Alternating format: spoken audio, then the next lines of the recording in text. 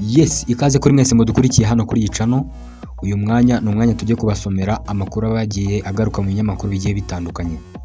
Tuyahere hano mu gihugu cya Kongo, aho inkuru itangira ivuga iti: impamvu yo gufata Uvira no kuyivamo, ingabo zitabogama naho M23 iherereye. Ibi byose ni Bertrand Bisimwa wabisobanuraga abivimuzi ni muzingo.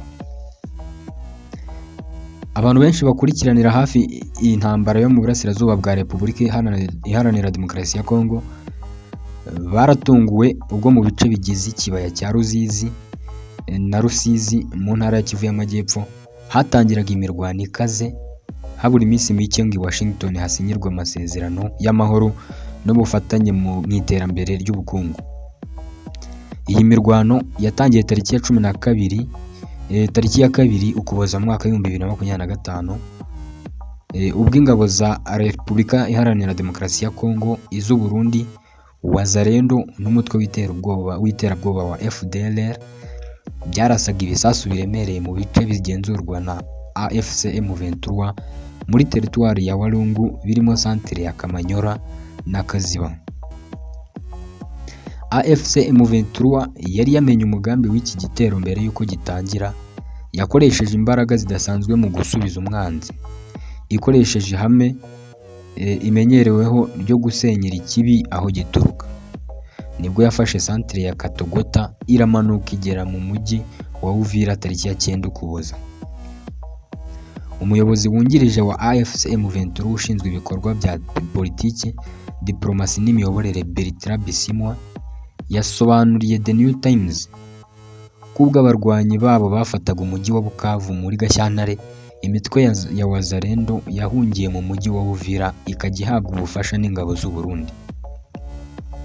Bisimwa yasobanuye ko ingabo z'u Burundi, iza Repubulika Iharanira Demokarasi ya Kongo na Wazalendo byari biri mu mujyi wa Uvira byagiye gufunga inzira abanyamurenge batuye muri komini ya Minembwe banyuragamo bajya ku masoko, ku mavuriro, mu rwego rwo kubica urusorongo.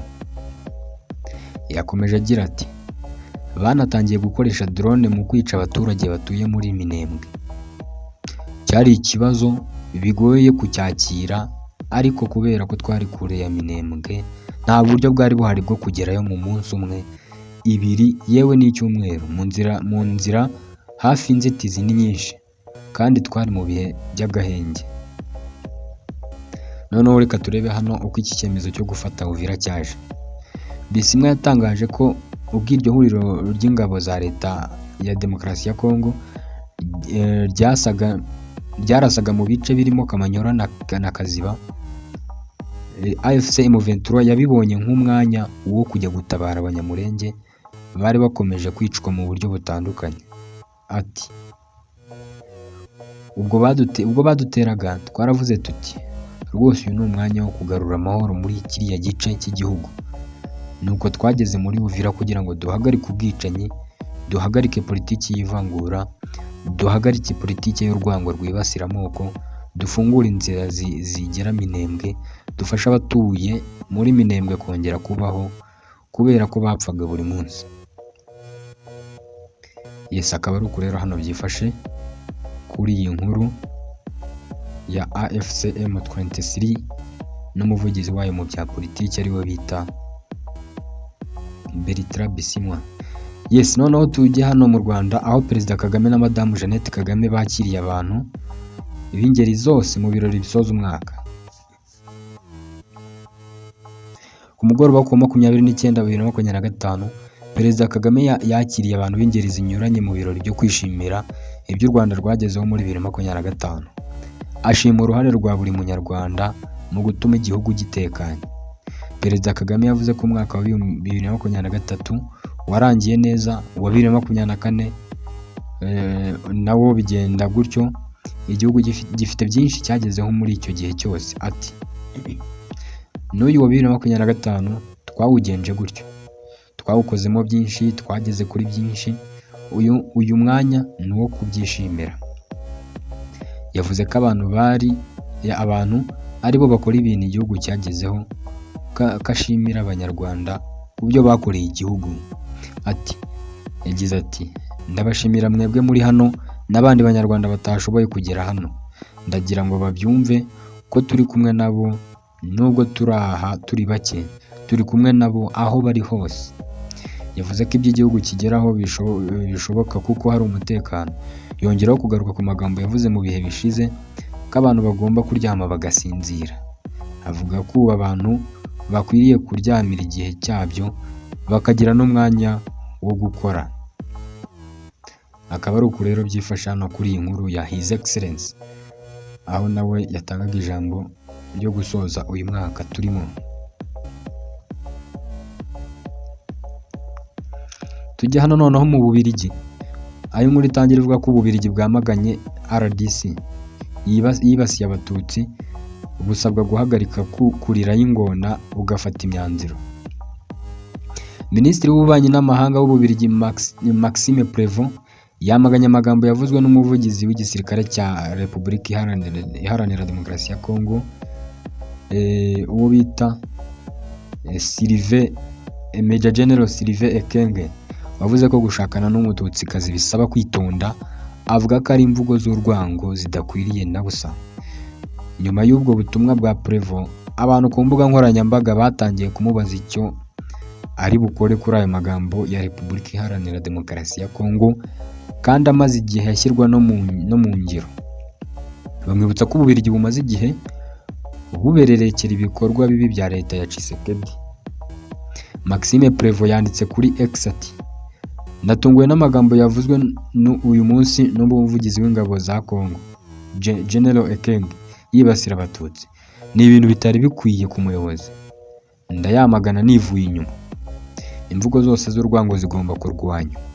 Yakomeje avuga ko ubumwe bushobora kubaho mu gihugu no mu gihe gusa abantu bose bashyize hamwe nta n'umwe uhejwe. Nyuma y'ayo magambo, abazi politiki y'Ububiligi na Repubulika Iharanira Demokarasi ya Kongo bahise batangira kubaza icyo bari bukore usibye kuvuga gusa ko yamaganye ibyavuzwe. Alain Dexter wabaye umusenateri mu nteko y'Ububiligi yagize ati ariko nta mwanzuro uri bubifateho, sibyo? Urabifata nk'aho ari ibintu bito biri aho gusa aho kubibona nk'ibigaragaza ibikorwa nyakuri by'ubutegetsi bwa Felix Tshisekedi. Kangwage Justin we yamubwiye ko imvugo ye ari amarira y'ingona, ko ibiri gukorwa na Repubulika Iharanira Demokarasi ya Kongo ibivoma mu buyobozi bw'Ububiligi. Yavuze ko ubutegetsi bwa Tshisekedi bumaze igihe bukwirakwiza urwango ndetse bwibasira Abatutsi bakicwa. Akaba ari uku rero hano byifashe muri iki gihugu cy'Ububiligi.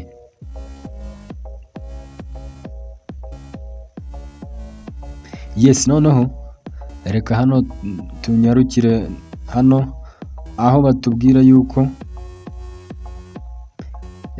turebe hano kuri iyi nkuru aho batubwira yuko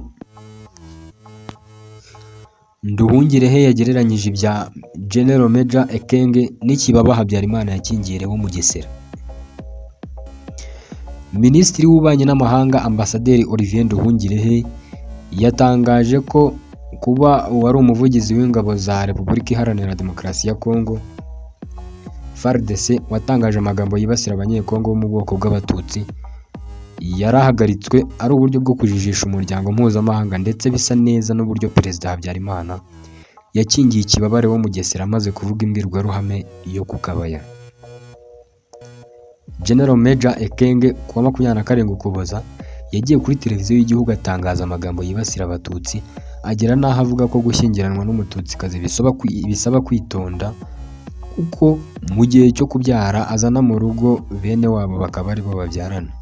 Aya magambo yuzuye urwango yatumye ubutegetsi bwa Repubulika ya RDC bushyirwaho igitutu, bituma General Major Ekenge ahagarikwa by'agateganyo mu nshingano ze ku wa 28 Ukuboza umwaka w'2025.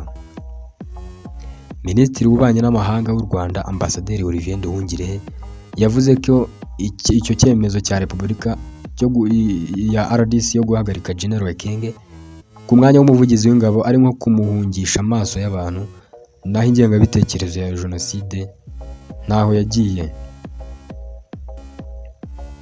Ati guhagarika General Major Ekenge ku mwanya w'umuvugizi wa FARDC ni nko guhuma amaso umuryango mpuzamahanga, naho ikibazo gikomeye kiri mu buyobozi bwa leta hejuru.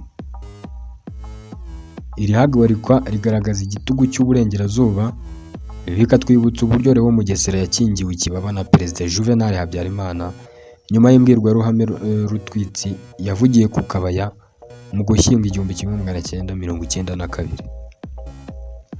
Mugesera amaze kuvuga ko Abatutsi bazicwa bakanyuzwa muri Nyabarongo bagasubizwa muri Abisiniya, ubutabera bw'icyo gihe bwashatse kumukurikirana, ariko ubuyobozi bukuru bwa MRND bumukengera ikibaba bamufasha guhunga.